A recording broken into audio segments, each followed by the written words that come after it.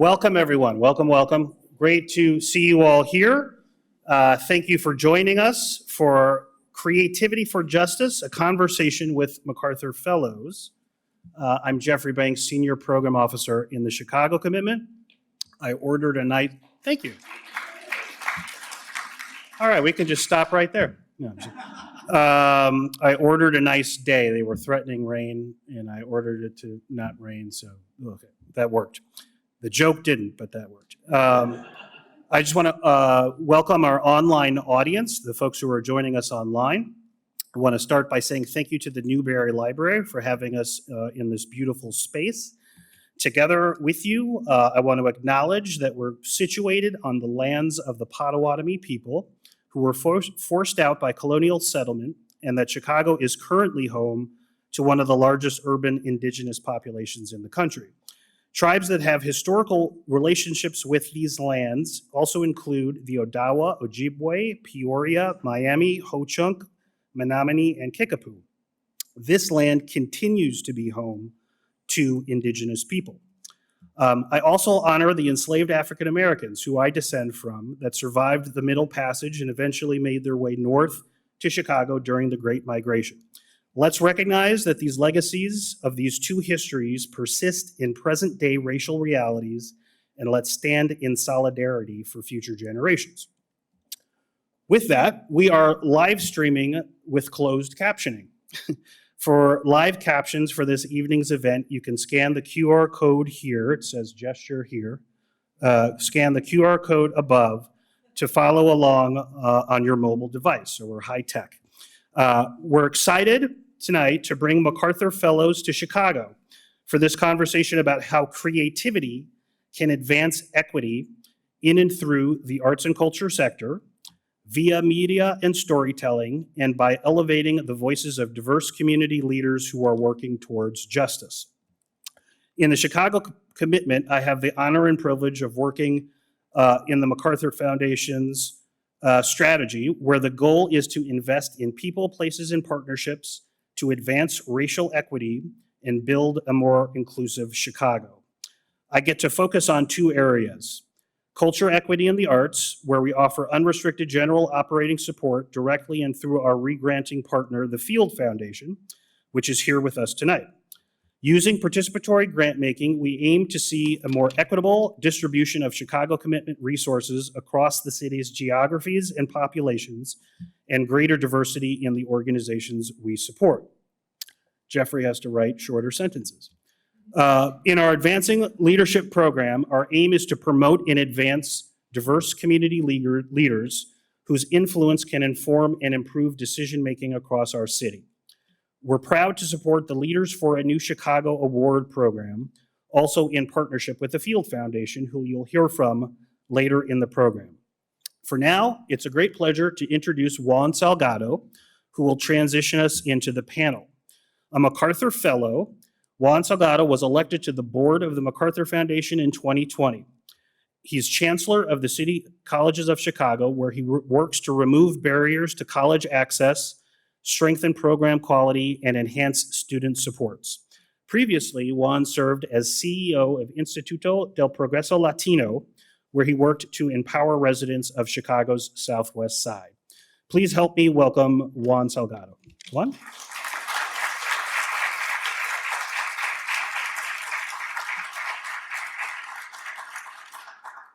Welcome to Chicago. For those that are from Chicago and those that are coming from outside of the city, thanks for the kind introduction, Jeffrey, and thank you all for joining us tonight in what promises to be a very engaging conversation. It is a great privilege to welcome MacArthur Fellows to our hometown, my hometown, right? Chicago. I know this city is a great city, and I know you will enjoy every minute of it, every minute of fellowship with other fellows, but every minute of this vibrant city and all the possibilities it has for all the wonderful, beautiful human beings that are part of our city. For more than 40 years, the MacArthur Fellows Program has worked to recognize and celebrate exceptional creativity in individuals, as well as to inspire creativity in others. As you all know, the MacArthur Fellowship provides no string attached financial support directly to individuals, meaning MacArthur Fellows are free to use the funds however they see fit. As you know, you can't apply for a MacArthur Fellowship. Rather, fellows are brought to the foundation's attention by a broad, ever-changing, and growing network of nominators from around the country. I want to take this moment to also recognize the exceptional staff that lead the MacArthur Fellowship program and have for many years, that really are the engine that makes the MacArthur Fellows program work. To them, to the nominators, we thank you. In an important sense, then, MacArthur Fellowship is a recognition of exceptional creativity that comes not only from the foundation, but from the fellows' own community of practice. As a fellow myself, the most humbling and uplifting moment was realizing that the community that surrounds me, the people and the city that I love and love to be in, was unbeknownst to me, cheering me on, lifting me up, rejoicing in my selection as a fellow, and imploring me to do more. It's a humbling and empowering experience, one that inspires new dreams, new opportunities, new investments, and a greater impact for the good of all across a wide range of disciplines, across a wide range of creativity, allowing us to understand that creativity exists in every place, in many different kinds of human beings doing different kinds of work. And so with that in mind, tonight, we want to hear from MacArthur Fellows whose work illustrates the theme of advancing equity in the area of arts, culture, media and storytelling, and justice.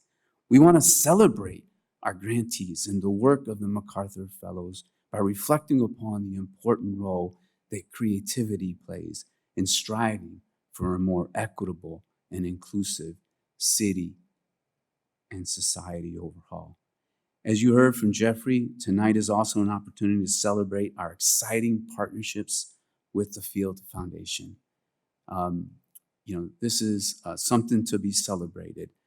First, our Chicago commitment is partnered with Field to offer the Leaders for a New Chicago Award since 2019. Like the Fellows Program, this initiative also offers no strings attached monetary awards to individuals who work within the area of arts, media, and storytelling and justice. The award enables recipients to choose how to use funds such as for study, professional development, and taking time for reflection and rejuvenation. Since the program launched, MacArthur has committed $4.2 million to support 55 award recipients, including artists, journalists, and community leaders working towards justice. Second, earlier this year, we announced the launch of our newest regranting partnership with the Field Foundation called A Road Together, or ART for short. The program offers general operating support to small and mid-sized arts and culture organizations with a strong commitment to equity. The ART program is a 5-year, $15 million investment by MacArthur in Chicago's arts and culture sector. We are so excited for the announcement of the first round of grantees, which, drum roll, is going to happen later this month, I believe. So keep on the lookout for that. Finally, our journalism and media program has partnered with Field to support its media and storytelling program since 2019. Since deepening its Chicago-focused grant-making in 2018, our journalism and media program has committed more than $6 million to support over 80 local nonprofit media outlets and special reporting projects. These partnerships illustrate our effort to make a meaningful contribution to addressing complex inequities in Chicago by acting in collaboration with others. I share this with you because there is so much to be proud of in MacArthur's history and its present-day presence here in Chicago. And there are, while these are notable accomplishments that are present day, there are so many more possibilities yet to be achieved for the people of this city. We will continue to work steadfastly to support independent local journalism and a thriving arts sector, a foundation of a strong and vibrant society, while reflecting on how our decisions and actions can enhance the conditions in which justice can and will thrive. So let me turn you to Lauren, and we all look forward to a thought-provoking discussion. Appreciate that you're here today, and take it over, Lauren. Thank you.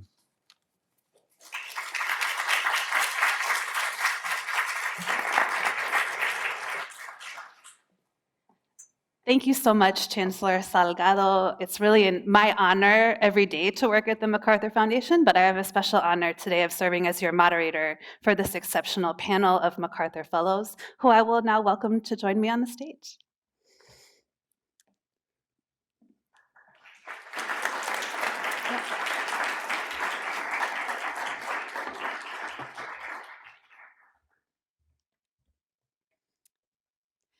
You know, as you heard, the Journalism and Media program at MacArthur supports professional nonprofit reporting, nonfiction multimedia storytelling, and participatory civic media.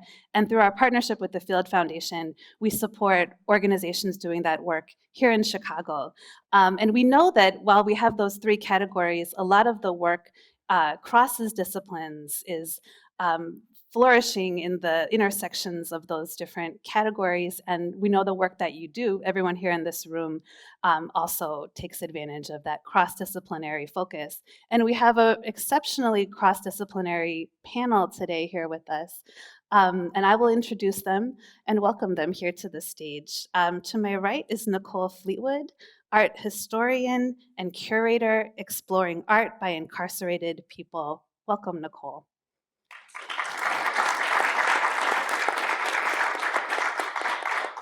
Stanley Nelson is a documentary filmmaker exploring African American experiences.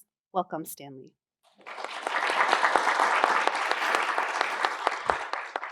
Sujatha Baliga is an attorney and restorative justice practitioner interrupting criminalization and breaking cycles of recidivism and violence. Welcome, Sujatha. And Sky Hopinka is an artist and filmmaker developing new forms of cinema that center Indigenous worldviews. Welcome, Sky.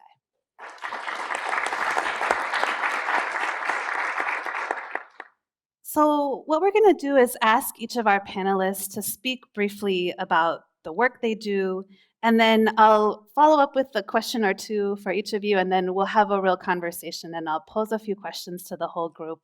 And after the program, we invite you to join us for our reception where the conversation will continue, and you can meet our panelists and we can continue to exchange ideas. So Nicole, let's begin with you. Tell us more about your practice and your work. So good evening. Happy to be here in Chicago, and thank you to the MacArthur Foundation and Newberry Library for organizing this event. It's an honor. I work in collaboration, but I also have a solo practice. And I'd say for the past couple of decades, I've been interested in cultural practices that are often undervalued. And a lot of my work has centered on Black vernacular culture. But for the past decade or more, I've been working on the visual culture of mass incarceration.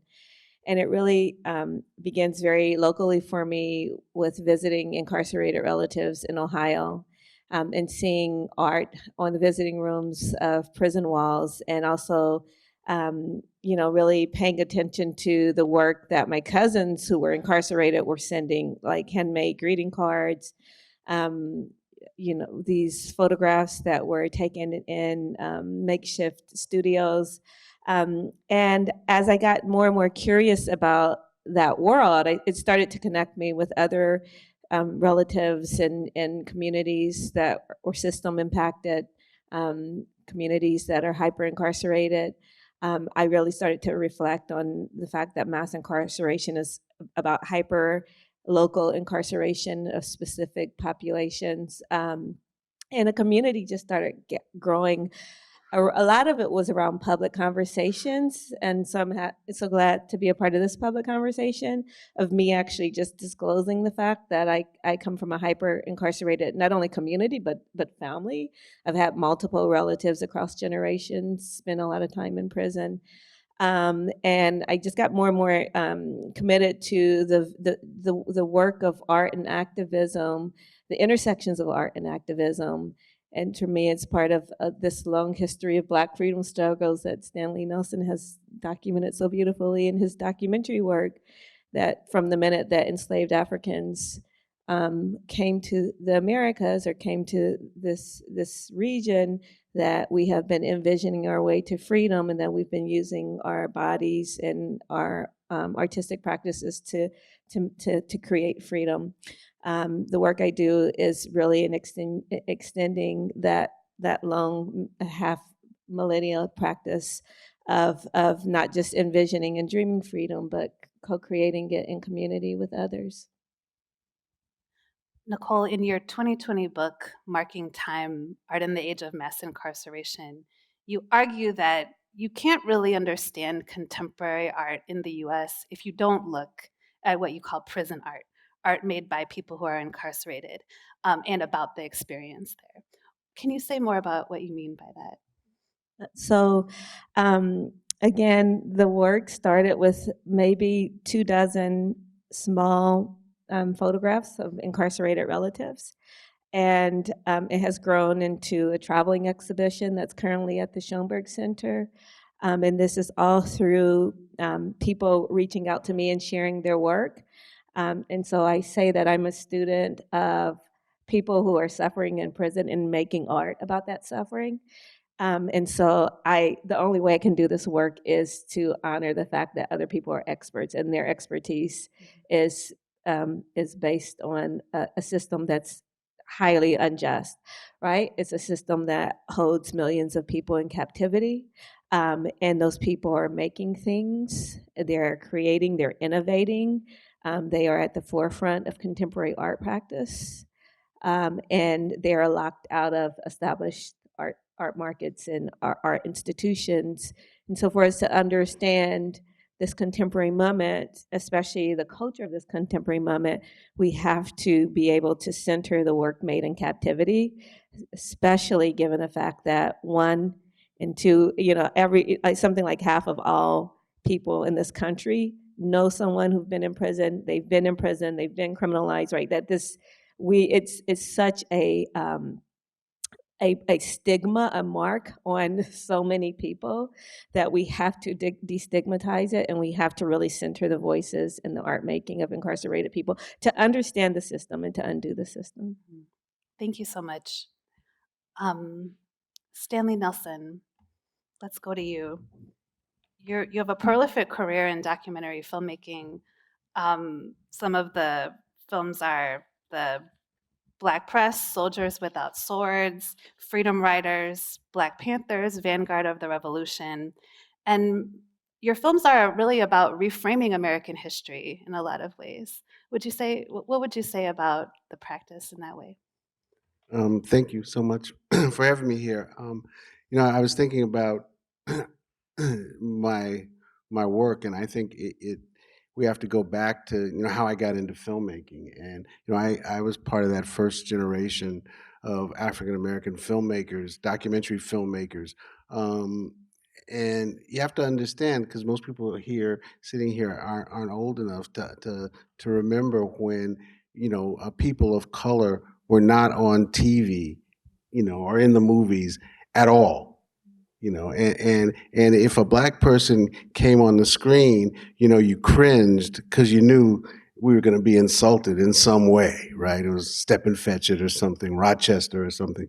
So when Black people started to get into filmmaking, we got into filmmaking because we wanted to change. We wanted to change the images. We felt we could change the world. It was a real tool. It wasn't that we wanted to make, a 6-part series about the grizzly bears of Alaska, right?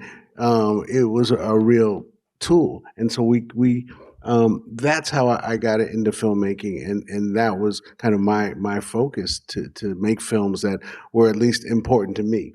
One of the other things that, that was really important to me is it took me 7 years to make my first film, $2 and a Dream, film about Madam Walker. And I thought that I was headed off into the sunset because the when I finally finished the film, it aired nationally on PBS, and I literally sat there looking at the phone because I knew the phone was going to ring, and my life was going to change.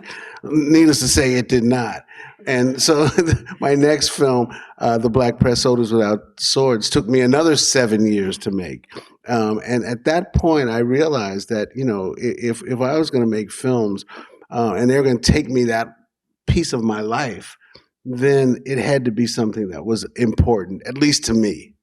And so it's not like I look around and say, oh, what's the most important subject? I'm looking around for something that's really important to me. And that's what my filmmaking encompasses. And so what we do at Firelight is our company. And so we have two sections: Firelight Media, which is a nonprofit, which is artist services, and we mentor filmmakers of color all over the country. We've been going on for 15 years and help them make their films. And then we have a profit-making piece that makes the documentary films. But what I've tended to be interested in, and I don't think about this as I'm making films, but if you go back and look at it, a lot of the films are about organizations and institutions and movements. The Black Panthers, Marcus Garvey, even Jonestown and Jim Jones. And so those are the things that I'm really kind of interested in, instead of the great man, because it usually is the great man theory of history. I'm interested in the people who marched behind Martin Luther King. That's just really what interests me. Is there more to your question? Well, I had another question, but Okay, if you want good. to, I when you started, people had to actively seek out nonfiction film and media, often on PBS, still on PBS today, but now it's, we're being inundated by images and video and film. How has that idea changed, or how has your filmmaking style evolved in that context? Well, I mean, I think in some ways, besides raising the money, because if I'm sure there are filmmakers in the room, and it's still as hard as ever to raise the money to make films, especially for your first or second film. But technically, it's just so much easier. Technically, it's so much easier, and I think and so much cheaper. When I started making films, we were making films on 16 millimeter film, which cost about $300 or so for every 10 minutes that you bought the film, developed the film, and then had a print of the film. It was about $300 for every 10 minutes. So, it's very different when you can make a film on your phone, or, you can buy a camera and make films forever, on chips.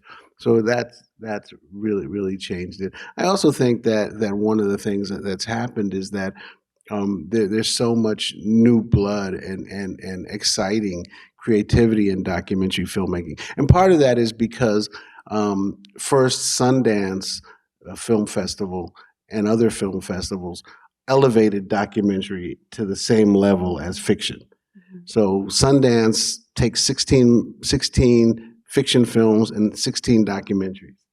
And everything that the fiction filmmakers get from Hollywood, the documentary filmmakers get. The swag bag and the screenings and everything like that.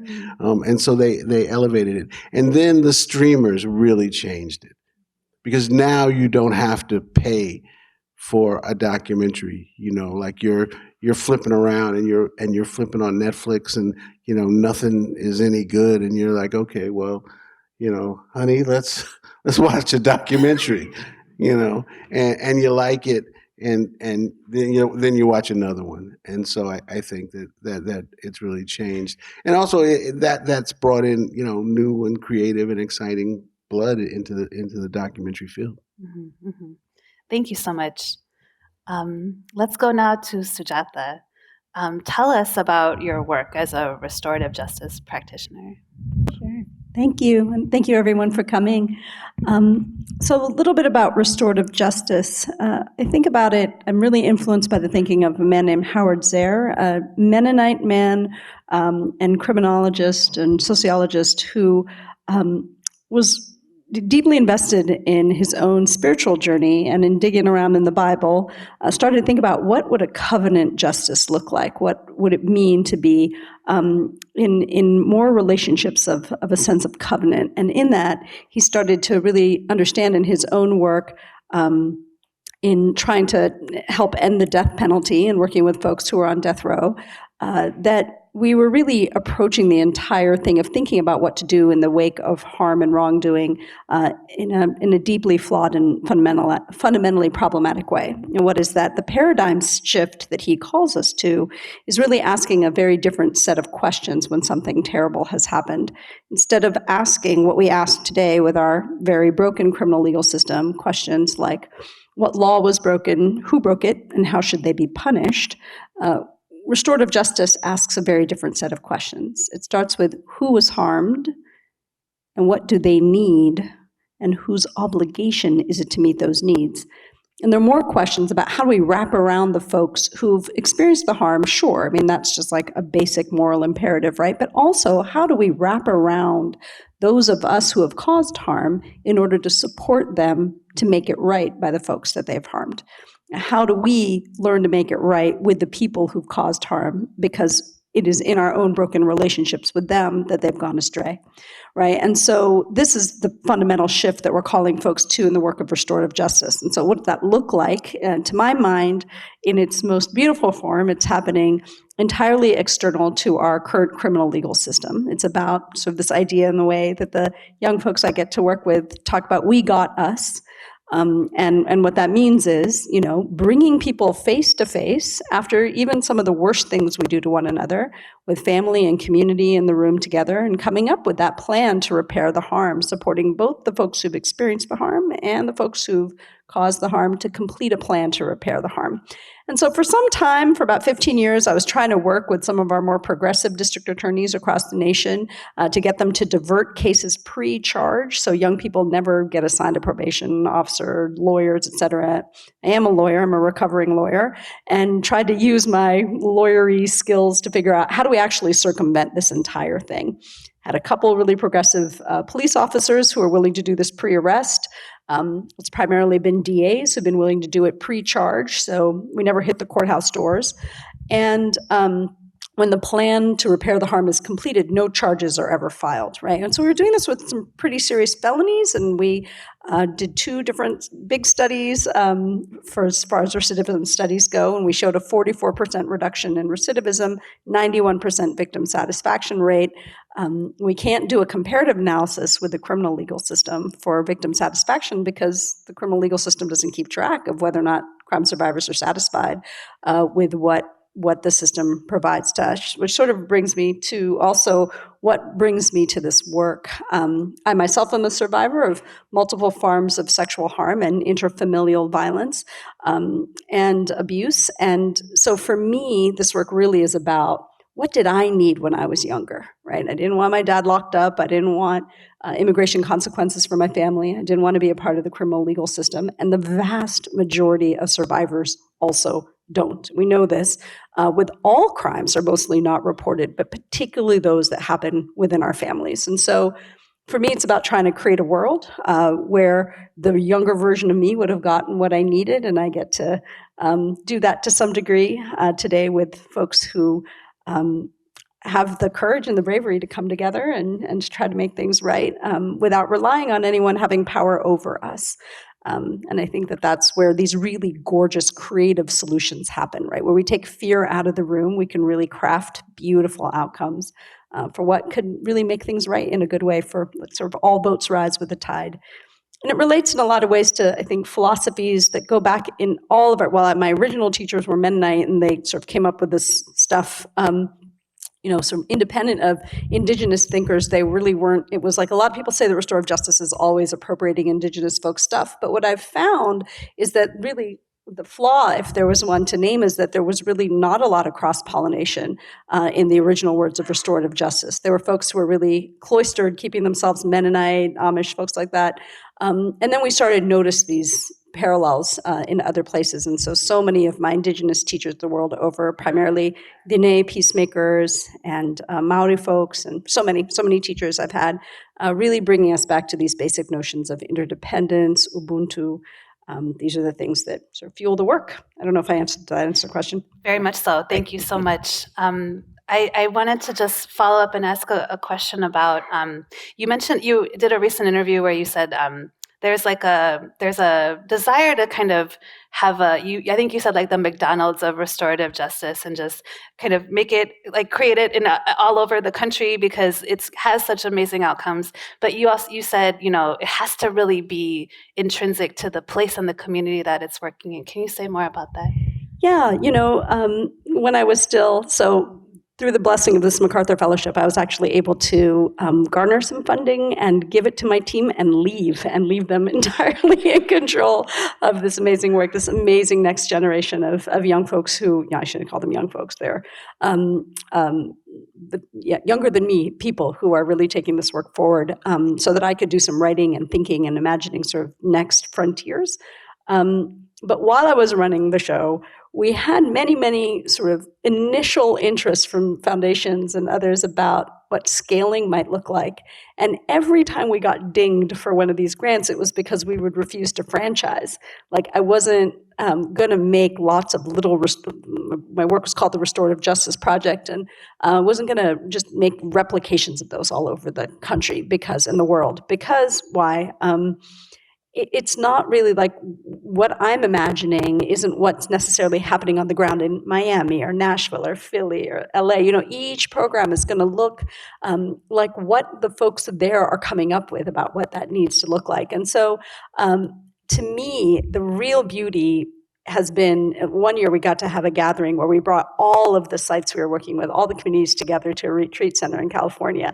And watching people, that cross-pollination of thinking across all these different programs was really gorgeous. And so I don't believe that you can do restorative justice in a cookie cutter way. It really is about we got us. And while there is this like global universal sense of the we that I feel deeply connected to as a Buddhist, I also know that there are very specific versions of the we that have to be honored, right? When I'm having a healing circle for South Asian survivors of child sexual abuse, it's going to look really different than a circle where we're trying to figure out, a circle inside prison, a circle, just different things are going to look different. So, and they need to. That's a part of the beauty of the work that I think one of the biggest flaws of there's so many of our current criminal legal system, but one is this notion that we could even have a cookie cutter approach to any of the harms that happen in our families.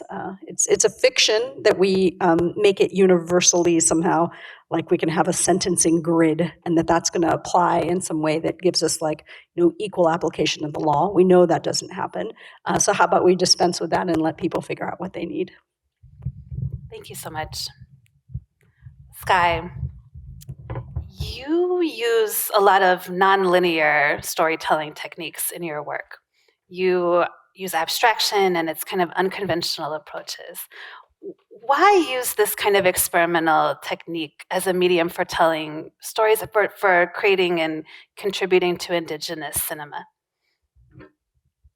Thank you. It's good to be here. I love Chicago. I think it was when I first started thinking about these different forms of representation, or the different ways that Native people have been represented through media, on film, in popular culture, in Westerns, in that romantic historicization of Native peoples. There's a lot of baggage and just a lot of things that people associate or assume when they see a Native American, or an idea of what a Native American looks like. And there's over 500 tribes in the United States, federally recognized tribes, and that's not even counting the ones that don't have federal recognition. And there's a varied group of people. We're not the same, And for me, abstraction was a way, through the images that I was filming and capturing, and the ways that I was thinking about how to present those images with respect, with distance, with kindness. Abstraction was a way for me to try to accomplish that, or to challenge the expectations that people have when they see these things that I might be filming that are referential to Native culture, beliefs, practices, what have you, and start to question those assumptions that they're coming to this with.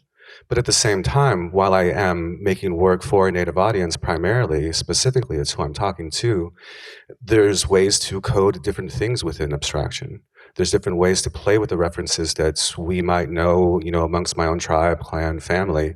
But then how will that be legible or illegible to someone outside of that pool of an audience? And so the ways that those things can work in tandem with the stories that are being told, with the framing, with the length, with the sound, with the music, it creates, for me, it creates, I don't know, an experience outside of the one that is the one that we often bring to the cinema when we sit in a chair and look at the screen for an hour or 90 minutes. So I don't know, I've got a lot of things to say about abstraction, but Thank you. That's really, really. I love the kindness that you say comes in that, and the interpretation. You're when you think about how are people discovering the work that you do, what's sort of sometimes we think about experimental work as not being accessible, or like there being some kind of barrier there. How do you think about that? I agree. I think a lot about that. I mean, when I first went to grad school at UW-Milwaukee in 2013, I went because it was the only school that I applied to, the only school that I got into, and it was also on my traditional homelands with the Ho-Chunk people. And so I figured if I don't get into grad school, I'm going to Wisconsin anyway. And so when I got there, I had no idea what experimental film was. It was a very experimental film program, centered and focused. So I spent the first semester wondering, what am I doing here? Like I don't know any of these histories. I don't know like the history of experimental cinema. It was very foreign to me. But it was through some really amazing mentors and teachers and colleagues and friends that, I started to see the ways that this tradition could be applied to what I wanted to do with indigenous cinema, which was to make work that was, in the truest sense of the word, experimental, propositions, ways of trying to set up or explore what cinema can do from an indigenous perspective, how we can use these tools of cinema that have been developing over the last 100 years and put that in this toolbox and apply it to different effects. There may be effects that you see in one experimental film that I use or draw from and I apply it to another, and it can mean something else. And with that, there's this idea of experimental being inaccessible, and it can be. And, sometimes it is. But at the same time, too, I like to really respect my audience and not think just because you don't know the history of structural filmmaking that you can't experience this and you can't bring your own understanding and relationship to this work. Like the things that you feel when you watch something are all valid, whether that's boredom or frustration or annoyance or joy or laughter.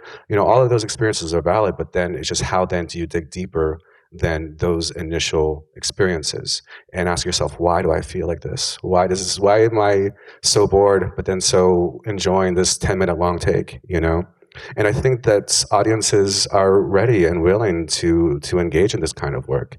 And I think, even looking at the history of PBS documentary films like 70s, 80s, 90s, they were doing some experimental stuff, things that would be deemed experimental today. And so while there is a lot of ways that we can engage with the work, but I think that there's also, I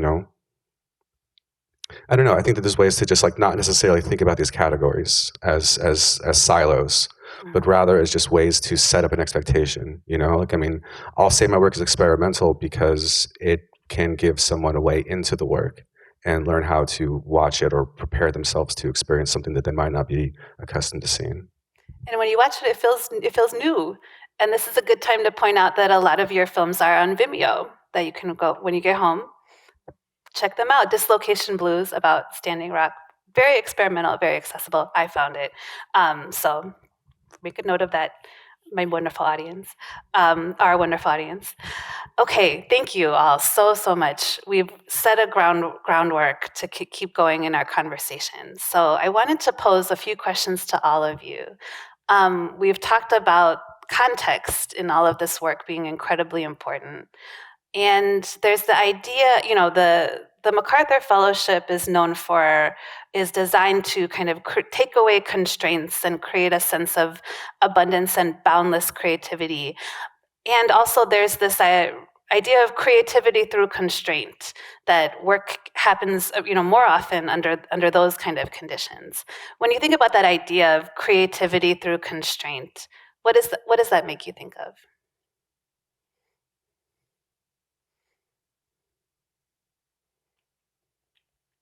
Anyone can go. Yeah, I mean, I think sometimes it can be romanticized. And, the artists I've worked with are making art under deprivation, where every second of their time in prison is a measurement of punishment.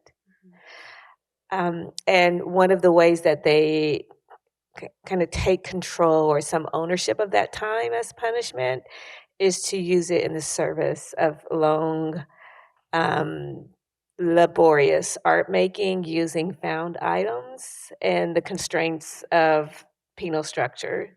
And so in the book and exhibition, I talk about penal space, penal time, and penal matter as these constraints that incarcerated people live under and that they also make art under.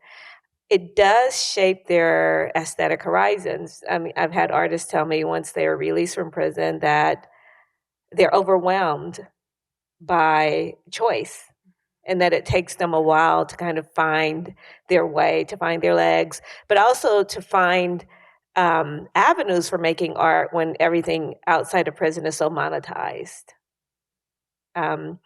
So I just say that because I think sometimes we romanticize the idea of creative constraints when incarcerated people are living under material conditions of austerity and creating and innovating out of those conditions. And as you said before, using it as a means to continue to speak to this centuries-long practice of freedom practice. Yeah, thank you.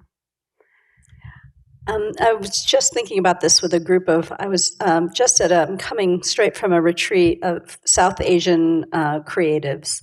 And I'm the only one of us, and I've walked away from my job and I'm writing, and I'm the only one of us that's really funded solely to do whatever I want right now.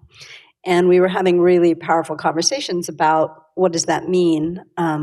All of us are the ones who didn't go off to be the doctor, and there were a lot of really funny conversations about that sort of thing, and also what kind of costs there have been for their capacities to be creative, because when the constraints lead to fear of subsistence, right, then again it's we're living not at all in our prefrontal cortex, right? And so for me, the times, and I think about creativity, we were talking about in my day job stuff that I was doing previous to writing, I think about the fear that is produced by the criminal legal system is literally the last thing that I can imagine being useful in coming up with our most creative outcomes, whether it's in restorative justice process or in artistic processes. So that's why I'm particularly in awe.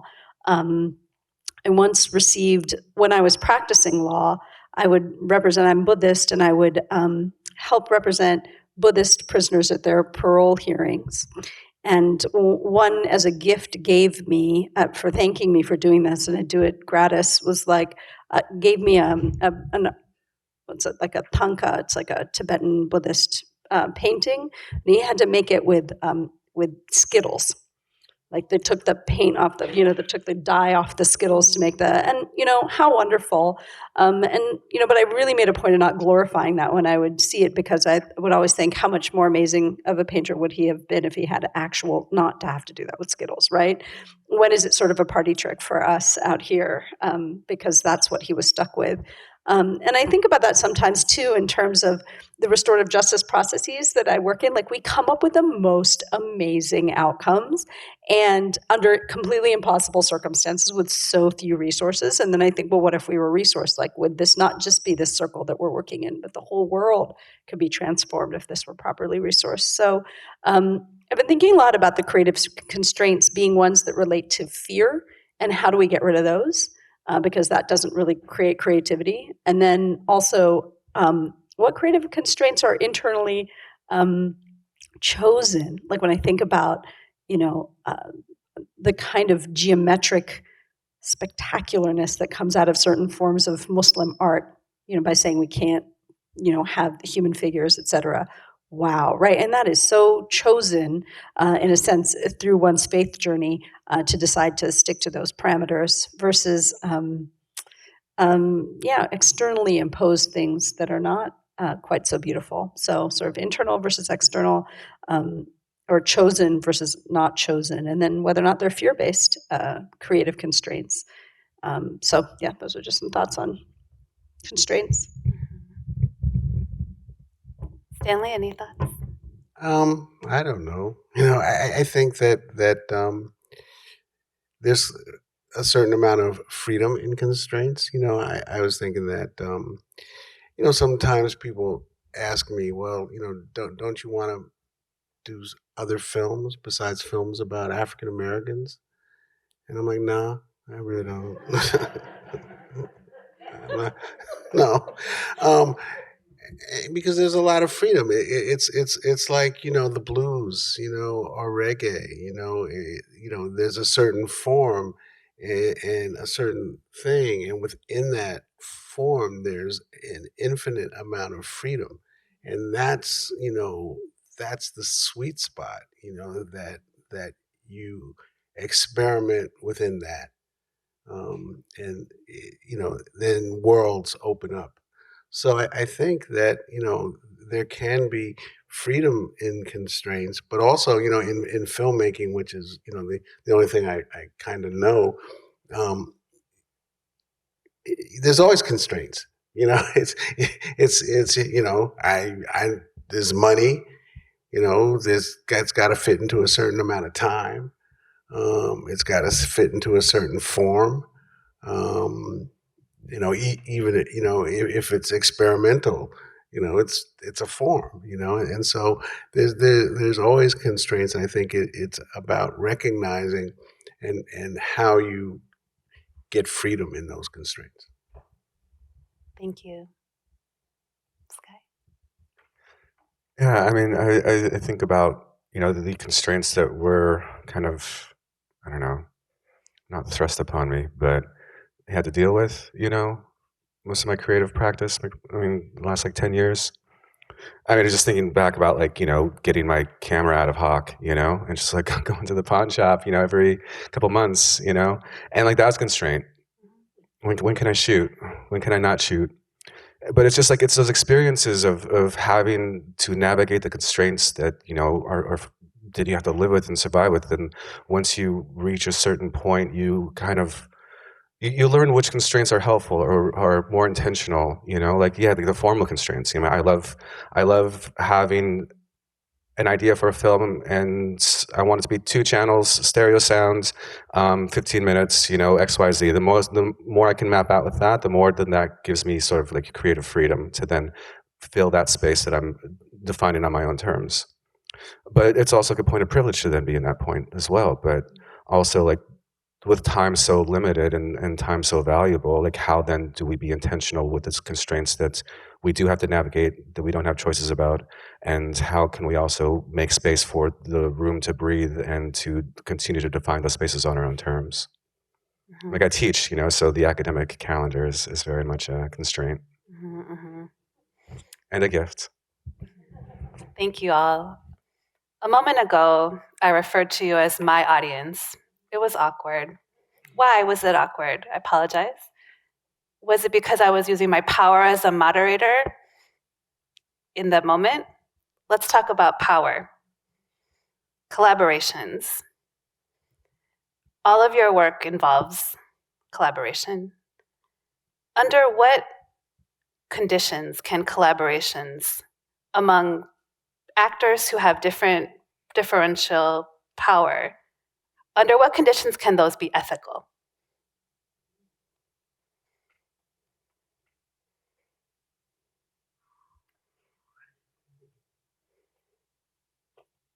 I still want to hear from you about this in terms of restorative justice circles. And I think we all have some things to say, but this is where, when you say there's not a cookie cutter approach to this, because that's power over, right? If you try to, like, Yeah, I mean, I think that there's two layers to it. Thank you for pitching the hardest question ever to me. Thinking like, which one of my, I call them froligs, they're my friends who are like colleagues, fromrads, like friends who are comrades in the work. Who am I going to throw under the bus with this question, right? Because we all are coming at this in a different way. And I really struggle with this question. At this point in my life, I'm working entirely what I call off the grid, particularly with issues of intimate partner and sexual violence. And while there's certainly tons of power and control in those relationships, we're doing it sort of entirely external to the criminal legal system because I haven't found a good way to find any way to include the criminal legal system in this particular harm. And I don't, even when I was doing it, and I mentioned earlier, finding those progressive DAs who would partner with me to send cases pre-charge, and those who are willing to not exercise their individual discretion to do that, because where there's discretion, there's discrimination, right? So DAs, if they're going to cherry pick cases, what that's going to look like, and that's, which kids are we going to be getting? And so I found ways to convince DAs to create sort of picking an entire class of cases that's not going to exclude kids on the basis of race, et cetera, and having those cases be, so it's like actually reducing the discretion of DAs and saying everyone who fits these criteria and making sure that those criteria aren't raced in any way, right, get diverted automatically to this pre-charge program. And so I was able to do that to some degree with those things, and really inviting DAs into the conversation of how does the amount of power you have actually hinder the safety of the community? How is this not working for you to have this level of power over? Sitting in circles with DAs, sitting in circles with like sex crimes units of DAs' offices and saying, so how's this not working for you guys? Or why do you come to this work? Why did you come to this work? Is anything that you're able to do in your day-to-day actually getting at what compelled you to do this work in the first place, and really making space for that sort of thing and inviting people to give up that power. But I think that there's a myth that in restorative processes that power is somehow absent from the room, and that we're going to have a circle and everything's equal, and everybody gets a turn to talk or whatever. And that's just a real fallacy. So the question is, how do we have good power in the room? Where's the grandma who has the wisdom to speak? And how do we elevate that sort of thing? How do we bring in the friends of the young person who's caused the harm, who want to see them do better and are really worried about them? How do we have those folks have power in the room, right? Because those kids have sometimes, like when I think about my own teenager, his peers have a lot more power than I do in a lot of ways, right? So how do we bring that power into the room? And I keep coming back to this notion of, when I'm working in relationship to systems partners, we create a memorandum of understanding such that nothing that is said in restorative processes can be used in a court of law. So, I'm a big fan of the Miranda rule as a former criminal defense lawyer, but when you think about it, like it's the biggest anti-truth telling thing ever, anything you say can and will be held against you in a court of law, right? And so, again, it's a very good thing. It should be there. But when I get to sit down with folks and say, nothing you say can be used again, nothing you tell me can be used. If this process breaks down, nothing here is going to, right? And it creates this freedom, and it reduces that kind of power over that allows for more truth telling to happen. So those are some of the things that come to mind when I think about it. Power is here. Every one of us has some form of power, almost every one of us, right? And I just think about, like, how do we leverage it for the good? How do we bring the good power, into spaces where it can be beneficial? So those are some of my initial thoughts. Nicole, I know you've been thinking about this. Yeah, I'm thinking about how I want to approach it. One of the things that was coming up for me as I was listening to you and just kind of thinking about my own experiences, working with not only incarcerated people, but also working with organizations that bring art programs into prison, and even writing an entire chapter about it called Fraught Imaginaries, because I was struck often by, you said my audience, how, which is, I'm not picking on you for this, but going into classrooms and prisons where maybe a young white woman artist is referring to these incarcerated black people, black men as my men, or, it just the way, like, there's just the language kind of encoded in working with incarcerated people that gets reproduced by nonprofit organizations can be deeply problematic. And through interviewing many of the people who are also working in nonprofits and kind of leading these organizations, I actually learned that they were strategically using that language in a way to also befriend prison guards who would make it easier for people to have access to art programs, right? So they were kind of code switching, and they had to be able to share that so they were using their power to kind of code switch in some cases, even though I was deeply uncomfortable with what was happening. And I also knew I needed to write through my discomfort and not do, I think, an easy thing that academics can do, which is just go into critique mode, like this is wrong, this is wrong, this is wrong. Because I don't think there's any way of working in a prison or with incarcerated people or with the carceral landscape and not get dirty, because it's such a filthy system. And it doesn't mean that your practice is dirty, but it is, you're working in mud. You're working with something that is fundamentally terrible, and that is anti-human, and that kills people. That is a system that's really created to kill people, right? So there's no way of doing surgery and not being getting blood on you, right? So, but there were some things that I learned, and one is that, like, just to be completely upfront about the power dynamic, right? Like, I walk into those environments and I have a lot of status, and they know that. And I think what causes really disingenuous relationships is when people don't try to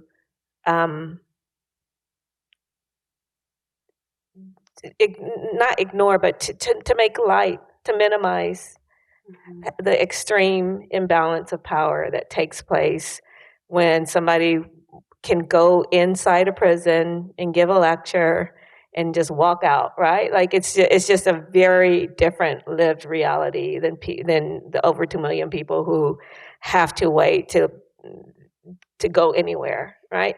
But over the years of working on this project, I've also recognized that part of what makes collaboration healthy in terms of, like, my experience of participating is to allow people to get angry with me, like to not also become a people pleaser, like as a way of, like, okay, I want to change the system, and therefore, no, like, let people get angry with me, right? And to also be very upfront when I've reached my limit of what I can do, how I can engage, and be okay with that discomfort, and be okay with people receiving criticism. And to me, this is part of just repairing. There's a great book called Repair, and it's about how human beings we're always repairing, right? That we are, so just constantly knowing that, we were talking backstage about, like, we cause harm all the time, intentionally or unintentionally, right? And so just being aware of that, like, and to me, there's a humility with that of just, being grounded in my own power and in my own presence, but also being humble about how I'm walking on this planet and how I'm interacting with people as we try to figure it out together, Thank you. Really appreciate that. Sky?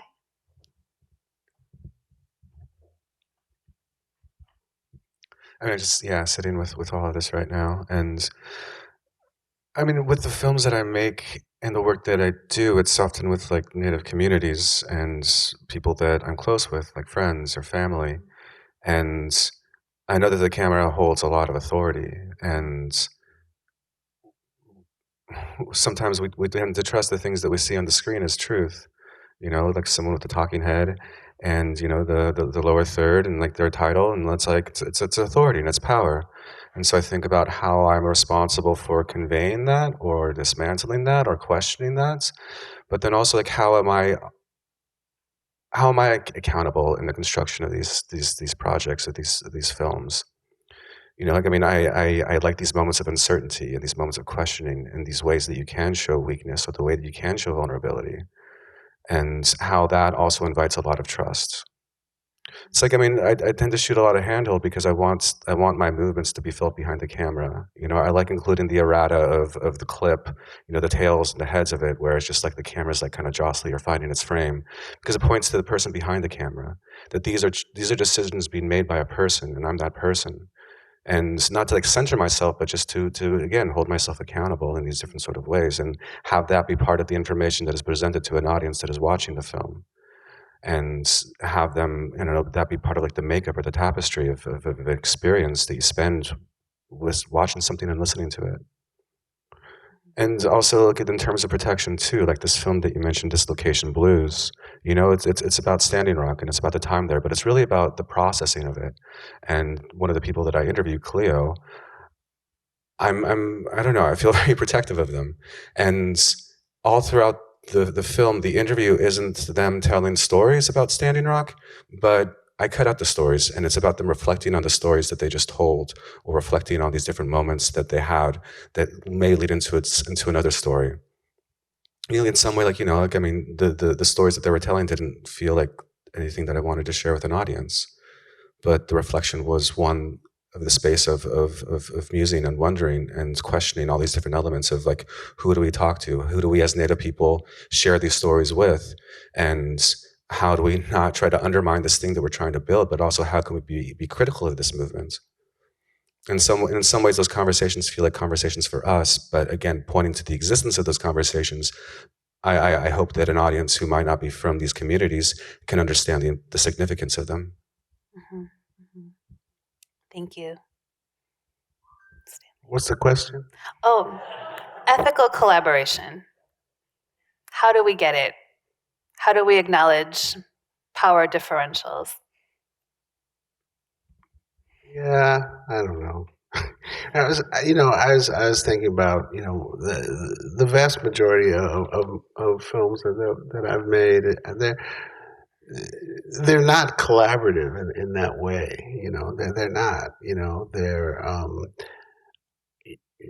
I don't let anybody see, you know, the interviews and the film while I'm making it. You know, it's not like, so we made a film Attica, you know, where we interviewed, I don't know, 15 of the Attica brothers, you know, and people who were there. They didn't see any of the film until it was done, you know, and when we screened it for them, we had health professionals there to talk to them, and some of the hardest guys were the guys who were the most affected by the film, and it was in a way that I couldn't predict, you know. But there is a power dynamic there, but I guess all the power rests with the filmmakers, and we are trying, to be as honest and truthful about what we're doing, about what we want to do, as we possibly can be. But that's just the dynamic that's there. It sounds like that it's about setting those expectations too. People don't think that they're, you're clear with that you're the director, this is going to be the film. And it seems like with collaborations, having equal expectations is really important. I mean, a lot of times, the subjects of the films, talk to each other, and they talk about how crazy I am, they think I'm crazy because, I'm like, okay, enough, I don't, and we kind of know what we want, when we did a film on Miles Davis, his family wanted to come to all the shoots, can we go, when you shoot Herbie Hancock, when you shoot Wayne Shorter, it's like, no, you can't really come, and we became very, very, very tight after that, but they genuinely thought I was crazy. we got into Sundance, which is a big thing, the Sundance Film Festival. And so Miles's family hadn't seen the film at all. And I sent it to them the night before we were going to Sundance, because if they didn't like it, I was getting on the plane. It was going to be too late for them to say anything. Yeah, I sound horrible, don't I? Well, did they like it? They loved it. Even as you say, that film is collaborative, right? I mean, you need other people to make films, right? I mean, so it's also to me, like, I'm just thinking, I know people who've worked with you, and they say how respectful you are to the people who are working on your projects with you.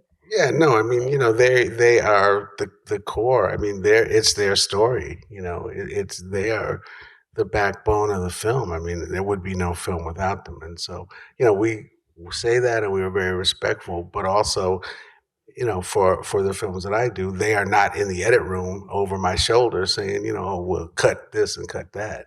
No. But they clearly have trust in you, though, to carry the story, and that's established all the way along. What are you laughing at? You're like just laughing. Yeah, they do. Just with this question, I just wanted to go back to like thinking about power, and I've had kind of situations where I've been asked to take on more power and more responsibility with work around art and mass incarceration, and I've actually declined. And I think part of it also for me is, there's a way that I think we're acculturated in the society to think that more power is a good thing. And, a big foundation asked me if I wanted to, create an institute for art in prisons. And I said, no, I don't want to do that. Mm-hmm. I don't want that kind of power. And why was that? Because I don't want to start institutionalizing art of people who've been institutionalized. And I don't want to be a gatekeeper around, like what's going to go into this institution, nor do I want to spend the rest of my life fundraising around that kind of a kind of canon that when I want to resist canons in particular ways, but also really fight for recognition. I also work best, I think, when I have flexibility and can move from projects to projects and not. I'm not interested in building an institution, and I don't want that kind of power to build an institution. Actually, I like the freedom and flexibility of going off the grid and writing a book and doing small forms of collaboration. Right now, I'm actually opening an exhibition called Home Free Ohio Artists Envision Prison Abolition, and it's a half a mile away from where I grew up, where my cousins were arrested. It's in a small town, Hamilton, Ohio, at the Fit-In Center. It's a town of 60,000 people. And so it's kind of taking a lot of the information I've learned from marking time and just making it hyper local. Mm-hmm. And so that opens on October 21. Wonderful. And where is that? It's in my hometown, Hamilton, Ohio. Wonderful. Yeah. Thank you so much. I want to ask another question that's about leadership development. As you've built your careers, you've had experiences where people have given you opportunities and invested in you. How do you think, how important is that to do for emerging leaders? How do you think about that in the context of the various work that you do? My career was really helped by a Black documentary filmmaker, William Greaves. I just happened to, walk into his office and he, out of film school, and he hired me. It's a long story, but to make it short, through a program called CETA that existed for a little while, he didn't have to pay me. So he really liked that. So anyway,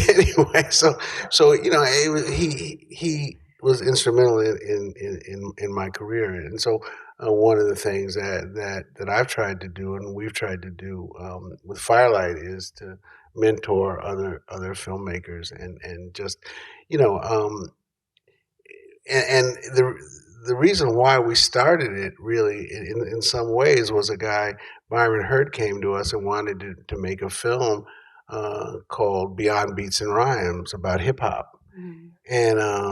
And you know, and he was kind of working as an assistant for us, and he wrote a proposal, and you know, my wife Marcia and I kind of rewrote it and helped him rewrite it, and submitted it, and he got like $400,000, and we were like, oh, okay, you know, this can work, you know, for, you know, just that little bit can help other filmmakers, and so it's really important for us, and you know, I think it's important for them, and we've, you know, gone on for, I don't know, now 20 years or so.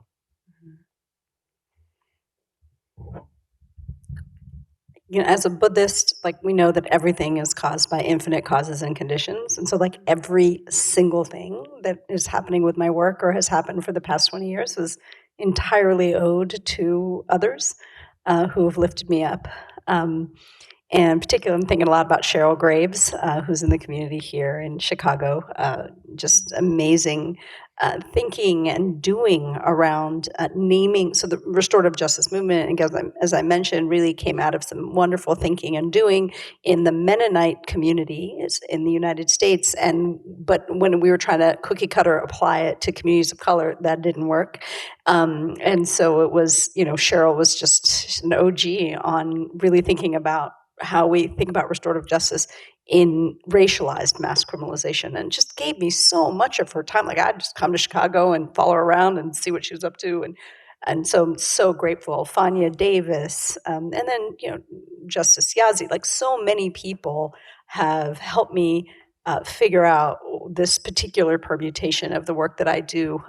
All of it is owed to others, and so, you know, and I'm just realizing as you're asking the question, and it feels a little bit like boasting, but I don't mean it that way at all. It just feels like a flow that has flowed through me and is continuing to flow out of me, which is that when I got to quit my day job, I decided to not seek any other grant funding for a couple of years, and I just gave my time away to anybody who was sort of in alignment with what it was that, so people would, you know, my inbox was overflowing over the years, and I'd always have an assistant who'd be like, Sujatha can't do that, sorry, right? And now it was like coming to me. I'd quit my job, I had no assistant. I was like, what is happening in my inbox?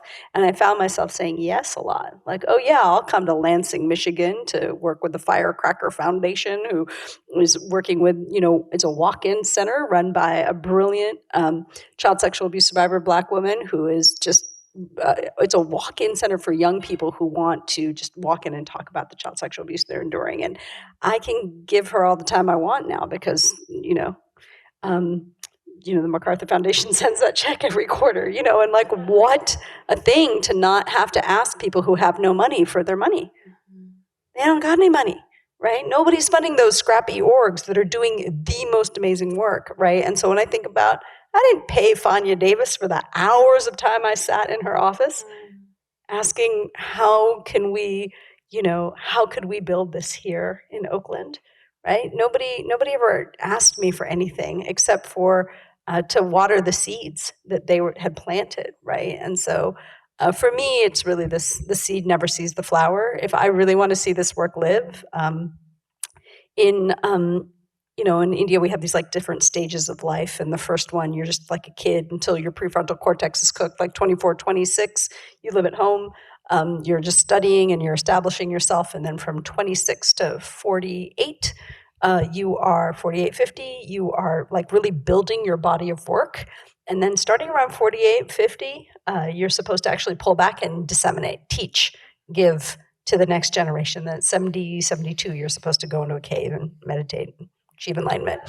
So it was interesting to me that the MacArthur showed up in my 48th year, right when Vanaprastha, that stage of life, arrived in my life. And so for me, it was really just it was a call to do that, to say, how do I get this team of folks able to do this get out before there's founder syndrome, get out before any of that, get out of the way and let the people who really are taking this in all new and juicy and amazing directions take it there.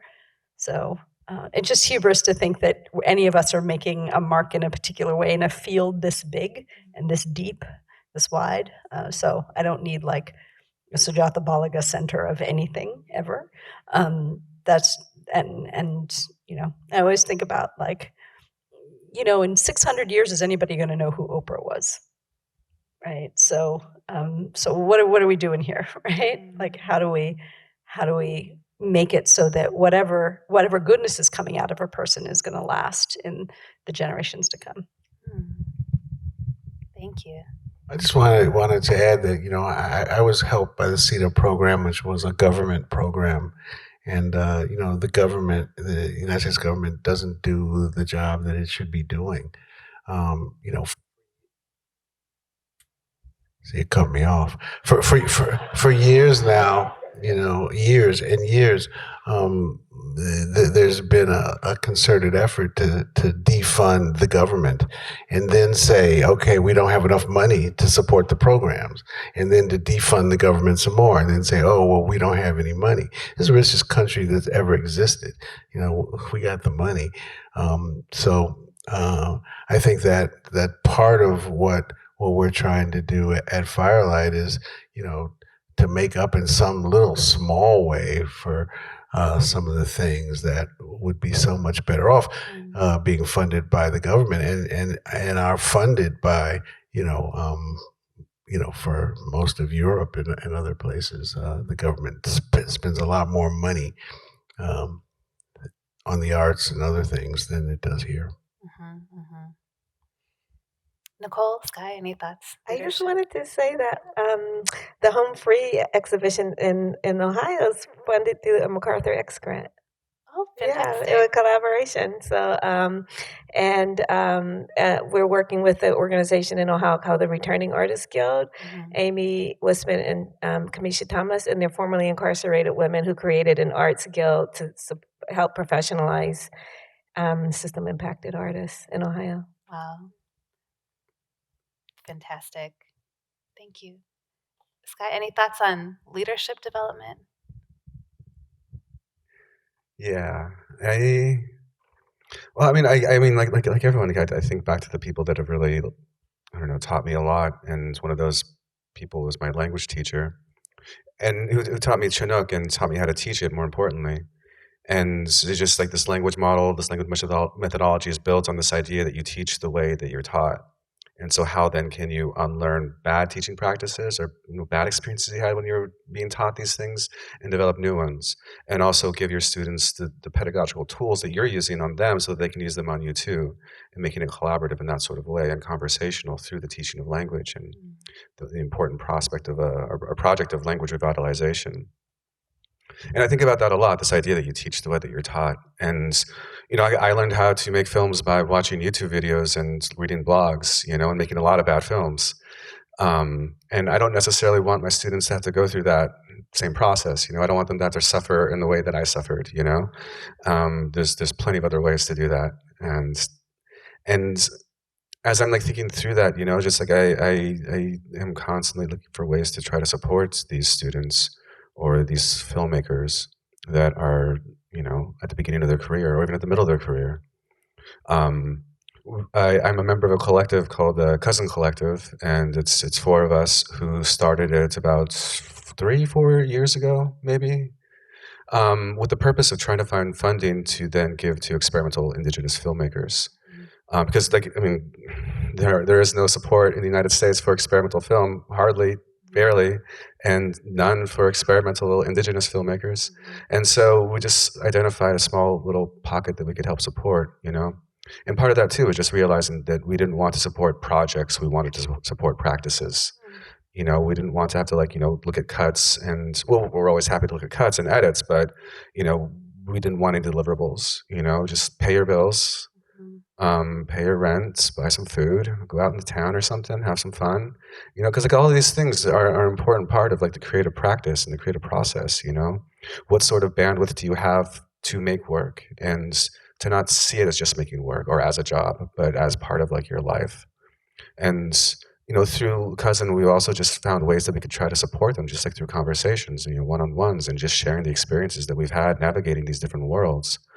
I mean, like, as I've entered like the art world, it's been really challenging because I felt very alone, and how to deal with galleries and deal with commissions and deal with studio practices and all this kind of stuff. And Adam Perron comes from, like, he works with the Indigenous Lab at Sundance, and he has a lot of knowledge there in helping them navigate these things.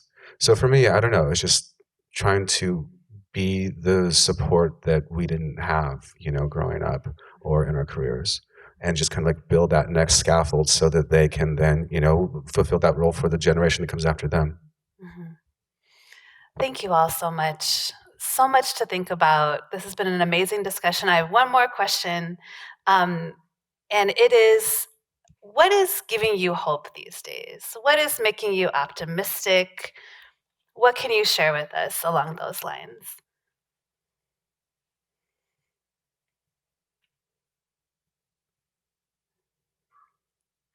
For me, it's gathering. Yeah. I just feel like whenever we gather, there's possibility.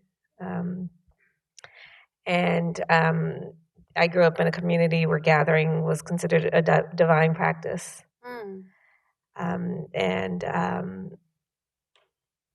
For me, it is sacred when to gather right here in this space. Whenever we can gather, it means a lot.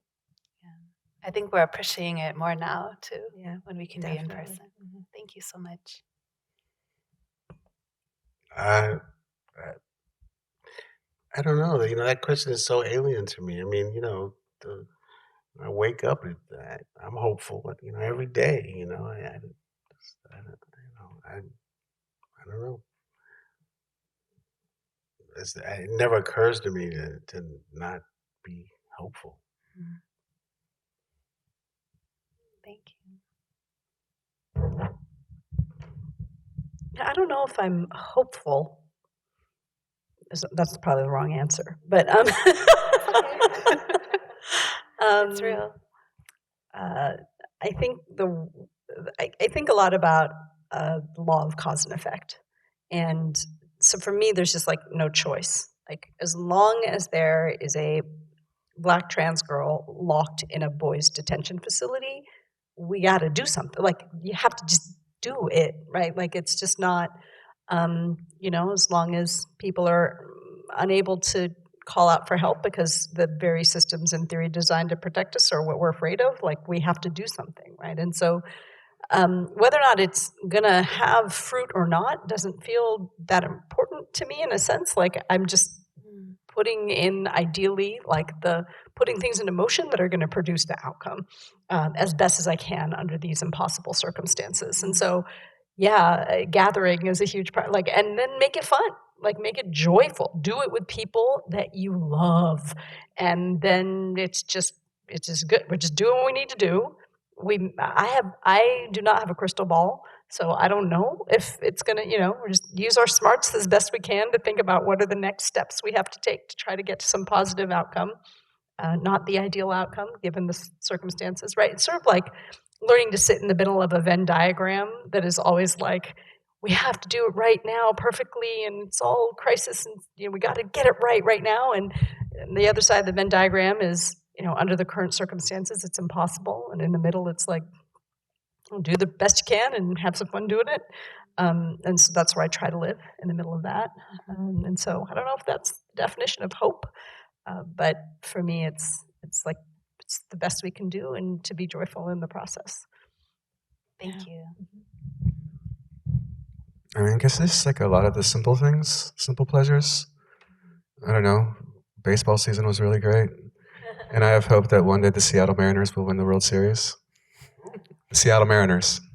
Yeah. Well, that's not going to happen. I have hope, Stanley. Hope. Also, Survivor season 45 started 2 weeks ago, and there's an all-new episode tonight, 8 o'clock, so you know where I'll be. All right. And speaking of television, Stanley, we understand you have a new film coming out soon and that you brought a clip from it or a trailer. You want to tell us about it? Yeah, actually, I brought the trailer from the film we're just starting on. So this is a film called Funk, about funk music. So it's 3 minutes long. I thought it would be a nice way to end the session. So yeah, if anybody has any ideas about how to turn funk into a film, I'll be around. Thank you. So we're getting a sneak peek, a way to end on our panel and our conversation on a joyful note. But before we take a look at that, please join me in thanking these incredible, incredible people. Thank you so much. Sky Hopinka, Sujata Balaga, Stanley Nelson, Nicole Fleetwood. Thank you all. What you gonna play now? Bobby, I don't know. But whatsoever I play, it's got to be funky. Ow!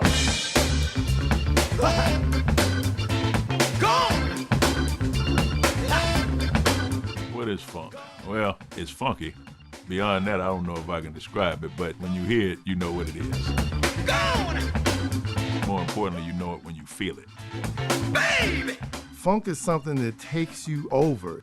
Most Western music is about the melody and about the song. But when you get to the funk, you're talking about music based on the groove.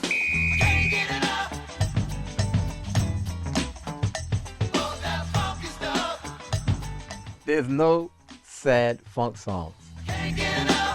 Funk's primary purpose is to get people moving, get people dancing, shaking their behinds, having a good time.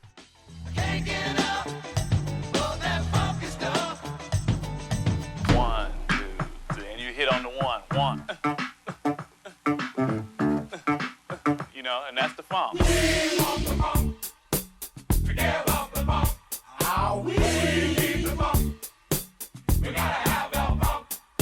The story is in the rhythm. You know, you just like.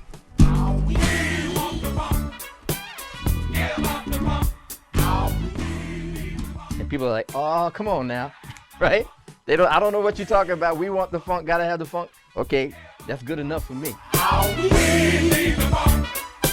When you get to the late 60s, early 70s, a lot of people feel like I'm not interested in assimilating. I'm interested in being as black as I can possibly be. Black folks have finally reached a point where we're not trying to impress you. We don't care what you think. I'm in the funk. I'm in this other space here. Funk is able to come in and say, you know, it's okay to dance. Dance the way you choose to dance. Listen to the music and get into a groove. Free your mind, your ass will follow.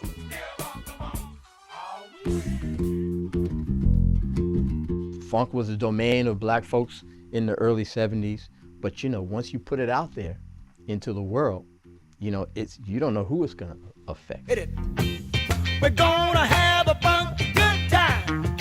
When funk got out into the world, it's only a matter of time before people across the globe hear it and feel it. Sure getting down. Funk is a reminder that it's a joy to be in this world. We're gonna have a funky good time. Funk is transcendence music. We gotta take you high. Yeah.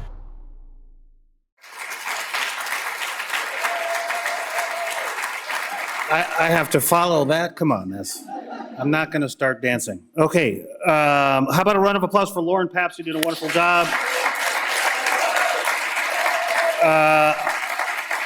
I have power, which is to offer you food. So we're going to, nobody laughed at that. Okay, so we're going to have a reception after this to continue the conversation, build community, continue to learn from each other. Second, funders love their surveys. So we do genuinely value your feedback. You'll receive a short feedback survey over email.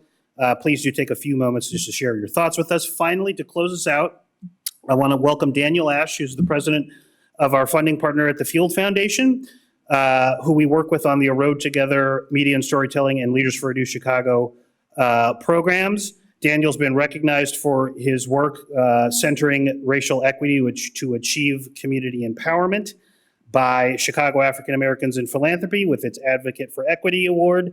And most recently, he was named among the 2023 Crain's Chicago Business Notable Leaders in Diversity, Equity, and Inclusion. Please help me welcome Daniel to close us out. Daniel?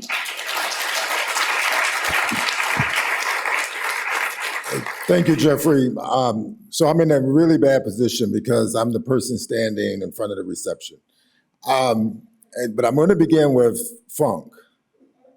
For those who know me, for all those Chicagoans know that I'm a major, major Funkadelic fan.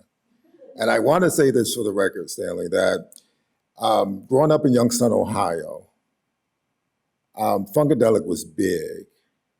And it was the tool, the channel on which we actually, particularly in the 80s, discovered history, right? Black history, right? We became empowered sort of by funk. And I just wanted to put that out there that like Funkadelic for us was an intellectual endeavor, not just a party endeavor, right? And so that's important to note. I want to say a few things about the partnership with the MacArthur Foundation, which is extremely important to the Field Foundation. And I want to begin by reflecting on a comment that was made to me about 2 months ago. A friend and colleague came up to me and said, "Oh, it must be really nice to be in a position to give away MacArthur's money." And I said, the relationship we have with the MacArthur Foundation is much more profound than us being an intermediary for MacArthur. The partnership with MacArthur is about co-investing in infrastructure that facilitates power building in communities on Chicago's South and West Side, and explicitly Black and Brown communities. It's an investment, again, hear me when I say this, it's an investment in supporting infrastructure that facilitates power building in community. And it's our shared belief, Field Foundation and MacArthur, that power that emanates from the community will be the fuel that drives the movement toward justice. There's no question about it. Many of you, I'm looking around the room and I see a number of grantee partners here. We fund in the areas of organizing. We fund in the areas of media and civic storytelling. We fund art. We fund leadership. The last three categories are partnerships with the MacArthur Foundation.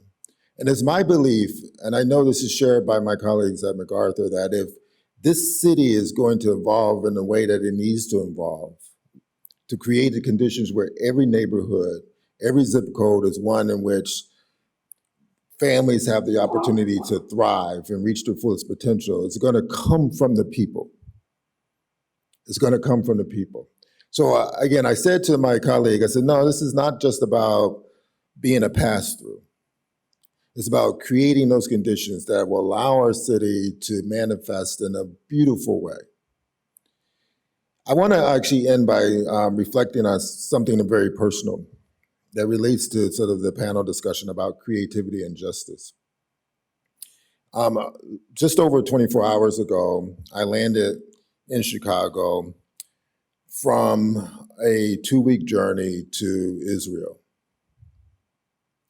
A trip that was actually supported in part by the MacArthur Foundation and a few other foundations. I had the opportunity to experience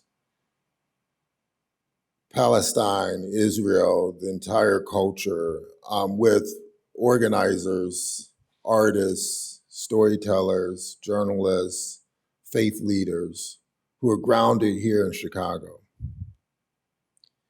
It was a beautiful experience. And it was an experience that actually cemented our relationships with one another in a way that we would have never imagined.